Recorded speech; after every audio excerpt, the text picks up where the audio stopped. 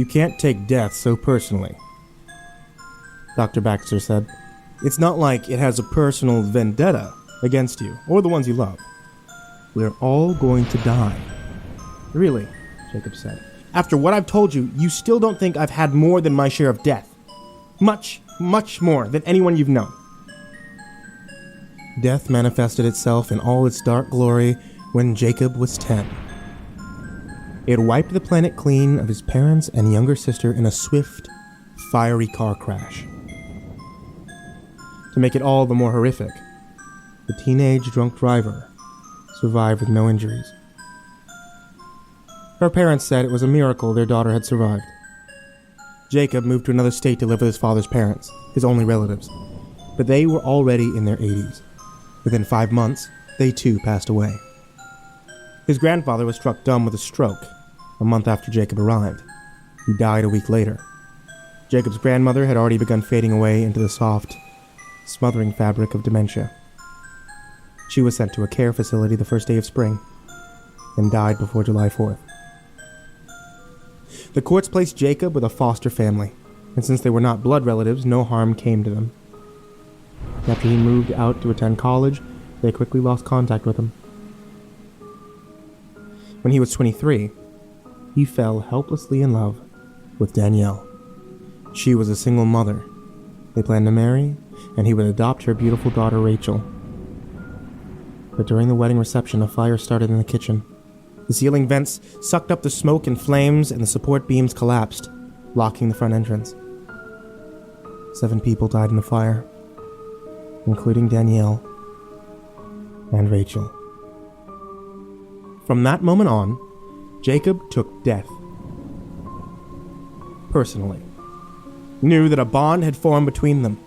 They were on a first-name basis, like a deadly shadow. It clung to his thoughts, buried itself deep into his mind, made a snug home for itself. Jacob returned the devotion, making it his one passion to somehow outwit it, jump over its yawning chasm and its impossibly long reach. Each time he read about a death in the paper or heard about one online or on TV, he took it personally, as if death was simply reminding him that every day he would take someone, no matter how much grief it caused or how much it would destroy and uproot the lives of those involved. Death had made Jacob a loner from an early age, a sober-minded child with a wary, untrusting view of life. Over the years, he had learned that whatever kept you safe or loved or secure could be taken away from you just as quickly as changing the channel on the TV. After the deaths of Danielle and Rachel, he focused all of his energy on death. Its nature, its origin, the possibility of defeating it. Jacob knew how many people it consumed each day. More than 153,000 each year, 56 million, and by what method? Cardiovascular disease for most, followed by cancer, diabetes, lung disease. He didn't think the obsession was morbid. It was simply a matter of gathering intelligence about a cruel, relentless enemy that had invaded his life when he was a child and never planned to leave. He knew death would lunge at him at any moment, a car crash, a freak accident, or being in the wrong place at the wrong time, something that would render him dead. Something he would never see coming. Because most of the tactics death used were health-related. Jacob kept himself fit, healthy, and ate a well-balanced diet. If at all possible, he didn't want to die a natural death, or by his body betraying him, shutting itself down one day. He didn't think his fixation was out of the ordinary, or that he was mentally ill. The mystery and secrets of death were top of mind for anyone who stopped to think about the meaning of their life, their purpose on the planet. Everyone was curious about what, if anything, happened beyond the veil. What awaited him or her once the mortal coil was shed. For years, he had discussed the topic with his physician. As always, he had been disappointed when Dr. Baxter had once again dismissively said, "You can't take death so personally. It's not like it has a personal vendetta against you or the ones you love. We're all going to die." Jacob thought differently. He obtained his stats about death from the internet. but he only considered it a tool, a resource, an end unto itself. Jacob never thought that it could provide the elusive answers that continually nagged at him. Then he read an article on Wired about the Tor project, the free software that enabled anonymous communication by directing internet traffic through more than 7,000 relays. Tor was soon corrupted, and a sinister underbelly, the darknet, was created. That was hidden and anonymous, a place where dangerous and robust trade occurred. What Jacob found so tantalizing about the story was the sense that anything goes in the darknet. Down there, everything and anything could hide. It was all for sale or discovery. Anything. Somewhere in the darknet, Jacob suspected he'd find the answers about death. He thought access was going to be difficult or complicated, but in the same way everyone was 2 clicks away from learning how to make a bomb or discovering hours of free porn, locating and gaining entrance to the darknet was relatively easy. Step-by-step directions were readily available on YouTube or a simple Google search of the topic, resulting in thousands of answers. He found his way into Tor via the hidden wiki, then used Tor Direct to locate the Tor links, which put him face-to-face with the Tor browser. Then he was stuck, so he called Catherine. She headed up IT at his office. Jacob worked from home most days. "First of all, drop all the darknet and deep web stuff," Catherine told him dismissively. Jacob had been surprised she wasn't appalled or curious about his desire to visit the site. "Why? Am I using the terms wrong?" Catherine was busy with her keyboard as she spoke. "No, but it just adds a lot of silly mystery and nonsense to it all. Okay, to make it simple, the deep web refers to all the web pages that the above-ground search engines can't find. You enter through the deep web, then you go down and dirty in the dark net." "Okay, got it," Jacob said. "You have the Tor browser?" For the next 30 minutes, she walked him through it, telling him where to click, what to download, what to be careful of. "Remember, it's going to be very slow going. Everything is bouncing around off volunteer servers, so when you get on a forum, be patient when you ask a question. It'll take some time for someone to respond to you." "Yeah, okay." "And once you get down there, you'll have access to some pretty, sick stuff. Plus some very dangerous people. That's why it's called Ho." When he didn't respond, she said, "Hell on earth. You're a click away from some very bad places and groups, including terrorist recruiters, kiddie porn, kills for hire, even worse. Even worse. It's a sick world above ground," Catherine said. "And as above, so below, right? Only more so when it's the darknet." The darknet was a disorganized, chaotic mess. The forums and websites had vague names like Duck and Cover, Planet Hack, Storyville, and hundreds, maybe thousands of others. Most of the links were dead or took too long to load, so Jacob moved on. Many stated their web page was down, but Catherine had told him that it was just a ploy. Most were on 30-second delays and would eventually appear if he waited. "It's all about being patient," she explained. He wondered why she knew so much about the darknet, but since she had not questioned him, he did not query her. The first evening he explored for 7 hours. He felt as though he had been dropped into the middle of a circus performing silently in the darkness. He sensed something was going on, some form of activity, but he had no idea what it was or how to join in. He was an observer, a lurker, a voyeur, a troll who only watched what others posted. Nervous and tense, he felt like a child playing in a jack-in-the-box. He thought that at any second, something was going to jump out of the computer and startle him.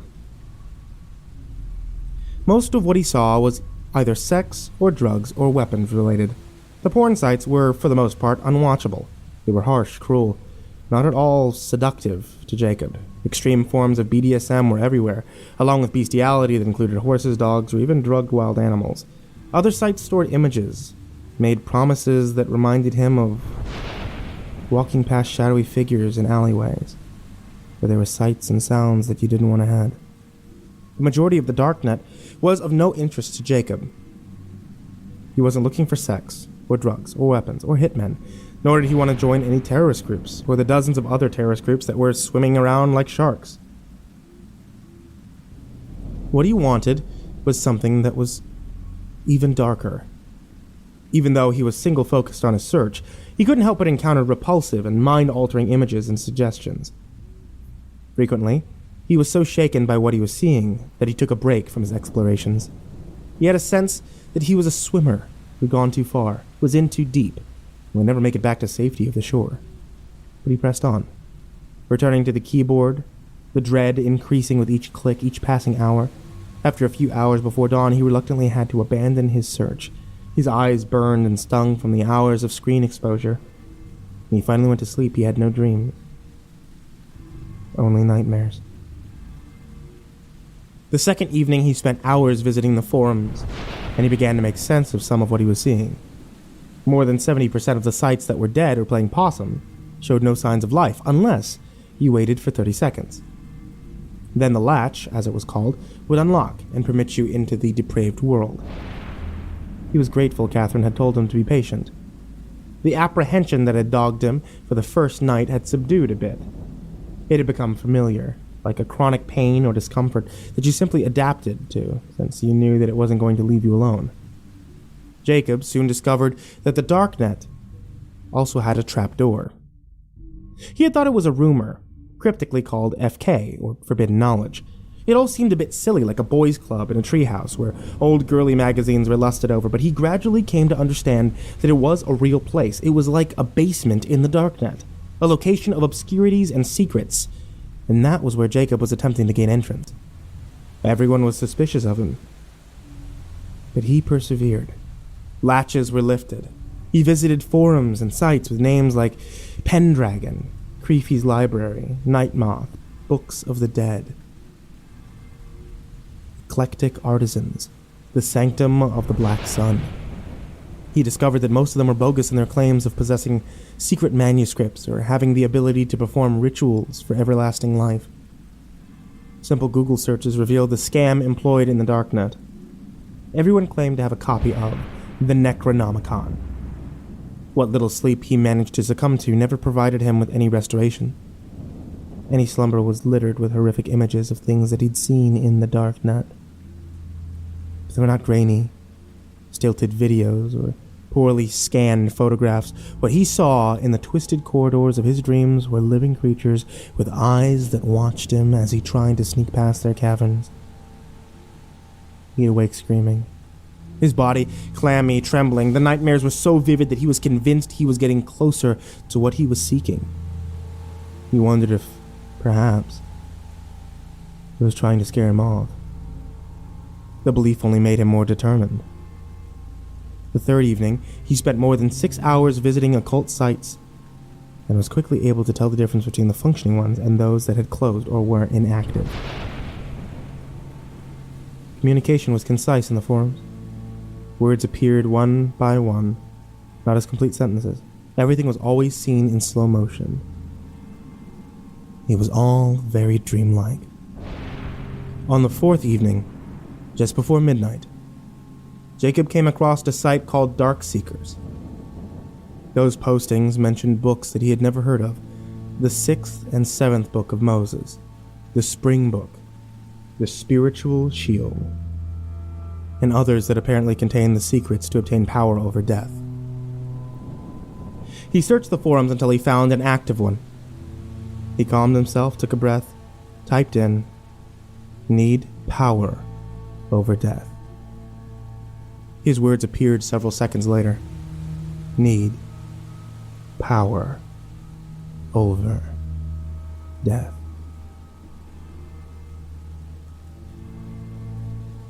His left leg was shaking nervously under the computer desk. Then, with no delay, "Who are you?" He gasped, startled at the response, but Jacob didn't respond to the question. He had learned by watching that those who wanted to engage you in conversation were usually the scammers. Feeling like a fisherman who had finally gotten a bite, he quickly typed in, "Want everlasting life. Who are you? Need power over death. I have the other." Confused, his hands trembling a bit, Jacob typed, "Everlasting life?" A form of, yes. The response always came quickly, always in a complete sentence. Other forum questions rose up like a tide, flooding the boards, pushing Jacob's questions and the answers off of his screen. If someone wanted to connect with you, they employed a hook, which attached to your threads.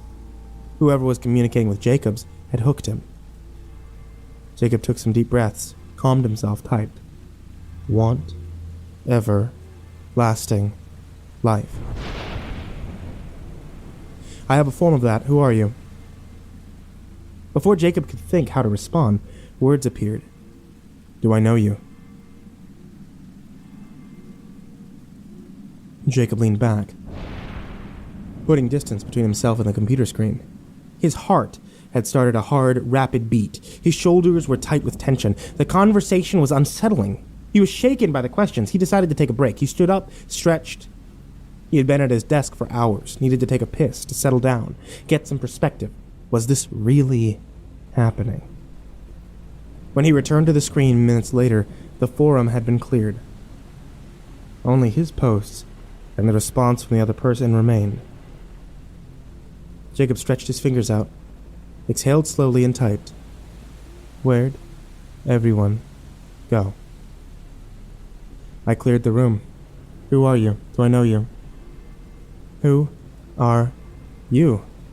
How do you type so fast?"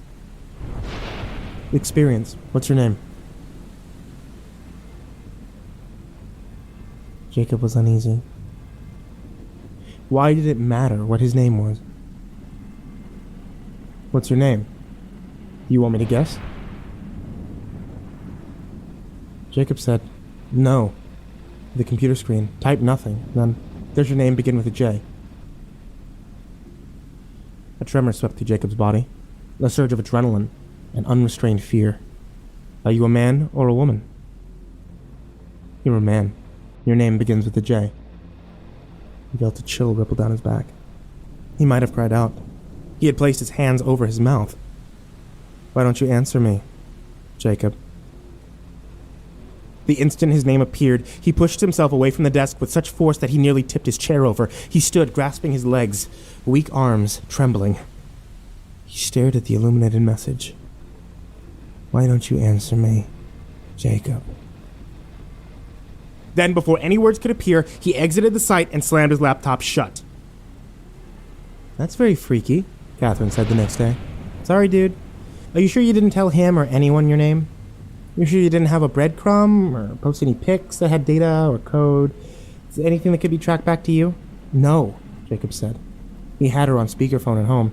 His laptop was on his desk, waiting. He hadn't slept the night before, too unsettled over his experience, yet also strangely compelled to return to the darknet. There was almost a sexual pull to it, like targeted porn that somehow knew all your obsessions and pleasure points. One that was created with only you in mind. He sensed whatever inhuman thing was down there, which is what he had started to call it. He not only knew his name, but it could help him obtain what he was after. He was so close. "I wanted to see what you thought. I wanted to see what you thought," Jacob said. Maybe it was just a very, very creepy, wild guess that he knew my name. "Yeah, it could be," she said absently.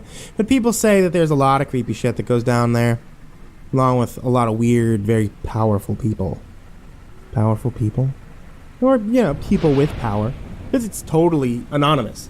Anyone can go down there, and no one will ever know who you are," she said. "Or what they are. So be careful, Jacob, okay? Sort of takes on a life of its own. You know what I mean?" Many of the forums that he had looked at before were gone, or no longer active. That was the way with the darknet. It morphed into something new every few minutes, constantly changing, deleting, recreating itself. It was perfect for those who wanted to remain undetected and unknown, frustrating for those who wanted to find them. Darkseekers was gone, as expected. Jacob was relieved, even though he couldn't shake the mixture of elation and terror that he experienced when the person had guessed his name. He spent an hour skipping around forums until he came to one called Great Adepts and Trained Seers. It was rabid with activity, and subject matter was posted that intrigued him. Needed help deciphering the mutterings of dead shamans. My journey to Catabasis. Freedom from interment. Need location of ritual conjuring pit. Postings were slow, plodding, with desires and pleas repeated endlessly. Words over slow-motion waterfalls. Jacob finally dove in. He eagerly typed, need, power, over, death. No response for several seconds. He tapped his fingers anxiously on the desk. I can help you. Elated, Jacob didn't waste any time. He posted, proof? I've done it before. Proof! He didn't notice he was breathing heavily, almost panting in expectation for a reply. The muted glare of the screen was stagnant, a dead thing that he stared at as he waited for a response. Seconds ticked by. He was about to leave, try another site, when the poster hooked him and wrote, China, tomorrow, 10 a.m. How will I find you? Again. Jacob posted. I'll find you. The next morning he watched the news, but nothing was mentioned about China.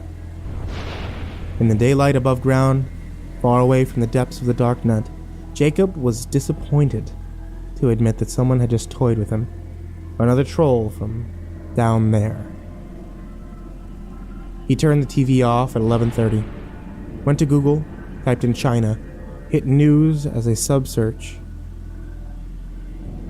and 5 headlines popped up.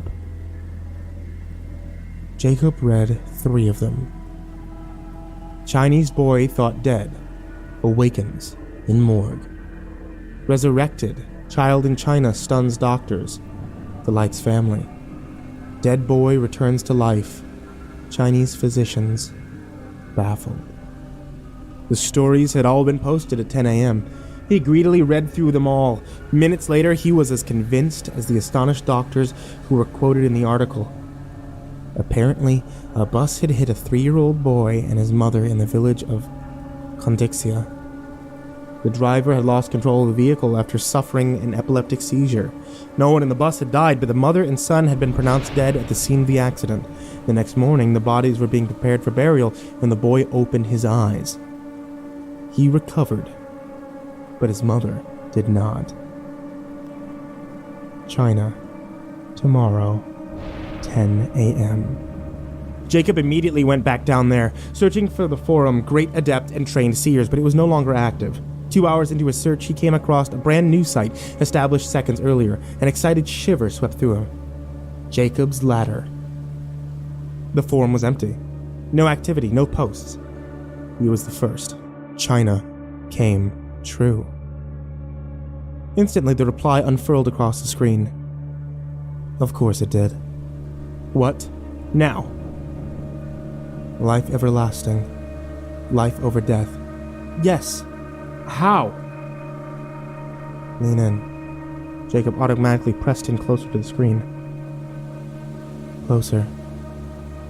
Why am I doing this? Life everlasting. Life over death. Feeling foolish but curious, wondering if he was being pranked, Jacob hunched over until he was only a few inches from the screen. The text was big, bright, and seemed to pulsate. He was so close to it. All around the border of the forum, he thought that he could see movements. Murky shapes darting about. Forehead on screen. What? Why? Contact needed for life over death. Now and forever. Correct? Yes. Now and forever. Jacob sighed, relieved. He was exhausted, hadn't eaten in several days, but it didn't matter. Whoever or whatever was communicating with him had managed to raise the little boy from the dead. So it certainly had proven that it had power over death. There was no reason to doubt it or not do as it asked. He adjusted himself so he could press his forehead against the screen. The words were distorted, blurred. He was again aware of movements in his peripheral vision, like thick black eels aimlessly searching for a meal. And now they appeared to be in his room, repositioning themselves behind the computer. Impossible, of course. That's what it takes on a life of his own, he recalled Catherine saying. He was conscious of his breathing. It became haggard, thick, his lungs struggling to fill with air. His back began to ache from the awkward position. His throat tightened. He felt queasy. His brow remained pressed against the screen. His chest and shoulders started to tremble in discomfort. This is ridiculous, Jacob thought suddenly. Probably filming me right now, the idiot with his head pressed against the screen. He abruptly straightened up and cried out in pain. The screen came back with him. His forehead still attached to it. The texture of the monitor had suddenly turned thick and gummy like Vaseline with a solid base. He tried to push it away, but it firmly affixed and gripped his brow. The skin would tear if he removed the screen. Tears ran down Jacob's face as he carefully returned to his original position so the computer was flat on his desk. Forcing his shoulders to remain hunched over, he was breathing deeply, felt sick to his stomach. His neck and shoulders ached under the strain. He opened his eyes. His words were no longer blurred. In fact, his vision was now perfect, even though he was still attached, forehead to screen, to the computer monitor. Now and forever. Yes, he said, helplessly weeping now. Life over death. Now and forever. Now? Yes, he whispered, almost a plea. He was still in such discomfort. I want it to begin now. Now and forever. He read the words on the screen. Then the screen went black and fell forward. The computer was gone. He quickly straightened up. The pain in his neck and shoulders eased. His room was in darkness. He stood up, rotating his shoulders, trying to determine where the desk lamp was. Had the computer really disappeared? He reached around into the empty space, wondering, am I awake or is this a dream? Why am I not afraid? He felt around him, sensing a vast expanse. The air felt thicker, heavier, almost as if he was underwater. He was no longer walking on the floorboards of his home. It was now earth, slanted, uneven, like walking on mounds of sand. He abruptly sensed that he was not alone. He knew he was advancing towards an opposing force. Still, no fear, only expectancy. Hello? A dense but fluid silence seemed to lean in at the sound of his voice. Is anyone there? He sounded muffled, like he was speaking from under a blanket. Jacob. He didn't actually hear his name called. He intuited it. Somewhere around him there was a manifestation of something that knew who he was. It was acknowledging him. And Jacob took comfort in that. Who's there? I am the one with the form of what you wanted. Power over death. Life everlasting. Yes. The air about him was now warm, moist, like a sauna. Sightless in the deep gloom, he squinted into its midst, continued steadily forward. His footballs on the ground crunched at times, slurping in the mud or guck that he was on. A swamp of mud or a patch. Where had he wandered? The atmosphere congealed, tightening in on itself. He could almost feel the murkiness that he was walking into. He tripped, cried out as he landed on his back. He thought he felt something grab his ankle. It would have pulled him away if he hadn't fallen, but now something else monstrous had pressed down on him. Were there two entities stalking him? This one had the shape and feel of gravity, or the blackness that he was now swimming in. It was like an animal. He sensed there was a snout, but there was an overall weight bearing down on him. Not the legs of any mammal. It was massive, sludge-like. He didn't struggle. He knew that it would be useless, better to embrace it. The force on top, having subdued him, seemed to quickly seep into his body, invading his pores with his embodiment. A transformation, Jacob wondered with hope. An empowerment. Was it happening now? Was he being endued with a power over death? Gradually, he lay there, panting. Night thinned into gray, a mist that parted like a secret veil. It was like a slow dawn breaking forth, shadows stretching until they splintered and dissolved. The area around him was still a dreary lack of thick shade, void of color, but he could now make out shapes. He was in a forest or a rocky place with tall saracens all around him. The illumination was more twilight than dawn. It shimmered, struggling as if held by a more powerful, unseen presence. Now and forever. Bewildered but serene, Jacob sensed that it was about to begin. It was the forever, the power over death. He now had the empowerment to never yield to the end of the cruel thing that had taken his parents, sisters, grandparents, wife, and stepdaughter. He would be forever free of what consumed more than 153,000 each day, free from death, which obliterated 56 million lives each year.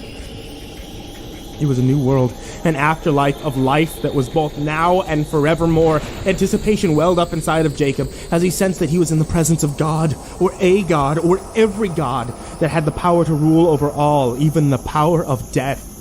Above him, the sky-like firmament began to waver. It flickered in the same way that twilight had, as if distressed by its position of purpose. A struggle seemed to be occurring, one with pressing into and against one another. Cloud-like imageries appeared resembling ink swirling about in the liquid. They imploded upon themselves overhead like dull, slow-paced fireworks. This is really happening, he thought, ecstatic at the wonder of it all, in awe at what he was witnessing. And then the cloudy images began to refine themselves. With clarity came realization. Jacob was still immobilized by the invisible force, could not look away as sights and sounds unfurled in the heavens. The first image was of a young girl, no more than 5, being viciously molested by her father. Her screams for help echoed harshly around Jacob. He was unable to cover his ears or look away. He was restrained on the ground, paralyzed by the vast, blasphemous weight that rested on him, securing him in its embrace. The second image was a torture victim, with more than half of his face torn off. He was bound in a chair while a woman was flaying the skin off of his body. He shrieked and withered. The third image was an elderly man being dismembered by a group of teenagers who taunted and mocked his cries for mercy. Each image appeared for a few seconds, just enough for the horrific incident to register with Jacob. Then another replaced it. He knew they were all from the darknet, things he had chosen not to look at as he scrolled through the forums in search of the power over death, of life everlasting. I have a form of that. H-O-E, Catherine had called it. Hell on earth. Jacob had found what he was looking for. Or at least, a form of it. Now and forever. Life. Everlasting. Helplessly, Jacob could only watch and take it all in.